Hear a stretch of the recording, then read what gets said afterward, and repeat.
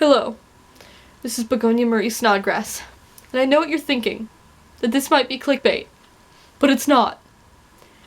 I just thought maybe for my health, I should talk about my experiences with you guys, and maybe you could get something out of it too, I don't know, but I'm just gonna let you watch the video, so. I'm Begonia Marie Snodgrass, and this is my story.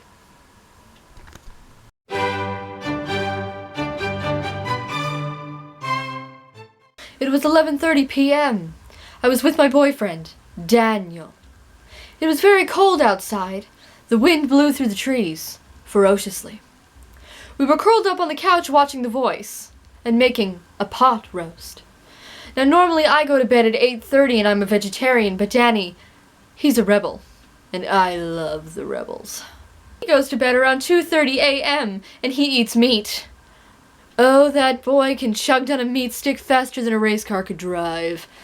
We were enjoying the performances when Daniel got up to check the pot roast. I asked, "When shall you return, my dear?" And he said, "Shut your mouth and watch the show." He was in the kitchen with the pot roast for a while. I was sitting there enjoying the performances when all of a sudden there was a loud thud, the house shook, the TV shut off, and the lights went out. He came out and screamed at me, wondering what I had done. I screamed at him, wondering what he was done, but it didn't take either of us long to realize. The power was out. Was it an earthquake? No, because everybody else's power was on. Daniel went outside to investigate, and I would have gone with him, but you see, to keep this youthful complexion of mine, I have to do things that people wouldn't normally do. You know how some people tend to crisp in the sun? Well, darlings, I burn and turn as red as a tomato, and I also suffer from a very bad moon burn sometimes.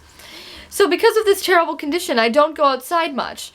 I mean, that and I don't like to deal with other humans.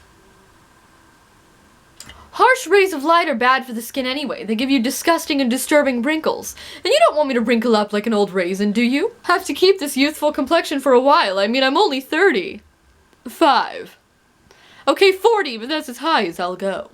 After 15 minutes of being alone in the dark, Danny finally came in. He told me that a huge tree from the next door neighbor's yard had fallen and knocked out the power lines and fallen on our tree.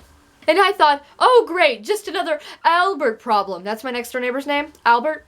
He has done so much to hurt me. He's called my petunias amateur, and he accidentally killed my cat with his patented anti-pest spray. I hate that man. So I put on a hat to protect myself and went outside to investigate with a flashlight of my own. Daniel was already there with the neighbor's wife, Alberta. I keep telling her to change her name. I mean, Albert and Alberta, how stupid is that? So everything seemed fine other than the huge tree crushing my crab apples. But other than that, you know, it was just laying on their cars. It was laying on my crabapple tree. The crabapple tree was fine. I'm not sure about the cars. I think they were totaled. And of course, you know, the power lines were ripped out, but there was no fires or anything. So Daniel got down to business and he called some people. I've always loved that about him. He's a survivor. I'm so crazy about him. And he told me they would be here shortly, so we all went back in to wait. So I took this opportunity to be romantic, you know, alone in the dark with candles. Isn't it wonderful? But he was having none of it. I was just trying to push the relationship forward. He doesn't want to be romantic with me. Am I not good enough for him? He doesn't love me like I love him. I don't think I just... You know how it feels to love someone and know they will never love you the same way. So after 3 long hours later, a group of men, like 7 or 8 men in a big truck showed up and they fixed the power line. At one point, one knocked on my door and I thought he needed my intelligence and expertise, but he just wanted to know where something was. But one of the boys and I talked for a bit, and all was well. They fixed the power lines, the lights went back on, and I now have a date with Alexandru next Friday. So that just goes to show, kids, when a tree falls on your power lines, it'll be fine, because you'll get a boyfriend out of it. Oh, excuse me. Hello? Oh, hey, boo, I was just telling the camera about our date on Friday. What? You can't be serious. You are. Well, you are untalented and irritating too. Goodbye. Never mind, kids. Love is overrated. So, that happened. And before I say anything else, just excuse this rash-like thing I have on my mouth. If ever you think, hey, why don't I just put on some red lipstick and do something really late at night? Don't. 4 words. Lipstick stains big time. And this story is actually half true. My neighbor's tree really did fall and yank the power lines out and fall on their cars and our tree.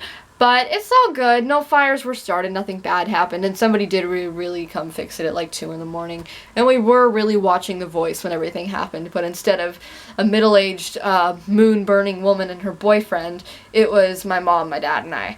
But, yeah, it's not a very interesting story, but I thought it was going to be 10 times more interesting if Snodgrass and meat sticks and boyfriends were involved. So I'm going to end this video here. And remember, if ever a tree falls on your power lines, you will survive.